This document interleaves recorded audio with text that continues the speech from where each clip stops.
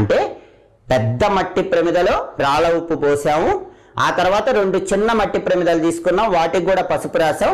ఒక చిన్న మట్టి ప్రమిద ఆ రాళ్ళ ఉప్పులో ఉంచి దానిలో కాసిన అక్షింతలేసి ఇంకొక చిన్న మట్టి ప్రమిద అందులో ఉంచాం. ఎందుకండి 2 మట్టి ప్రమిదలు ఎందుకు ఉంచాలి, ఒకదానిలో ఒకటని చాలా మందికి సందేహం వస్తుంది. ఎప్పుడు ఒక మట్టి ప్రమిదలో దీపం పెట్టకూడదు, 2 మట్టి ప్రమిదలు ఒకదానిలో ఉంచి ఒకటి దీపం పెట్టాలి. అందుకే ఆ పెద్ద మట్టి ప్రమిదలో ఉప్పు పోసి దాని మీద 2 చిన్న చిన్న మట్టి ప్రమిదలు ఉంచాం, మధ్యలో అక్షింతలు ఉన్నాయి. అలా ఒక మట్టి ప్రమిదలో ఇంకొక మట్టి ప్రమిద ఉంచిన తర్వాత దానిలో నువ్వుల నూనె పొయ్యాలి. ఇప్పుడు 2 ఒత్తులు తీసుకోండి, ఆ 2 ఒత్తులు తీసుకొని ఇలా అనండి. ఆ 2 ఒత్తులు ఇలా అని కలిపి ఒక ఒత్తిలాగా చేసి ఆ నువ్వుల నూనెలో ఒత్తి వేసి దీపాన్ని వెలిగించాలి.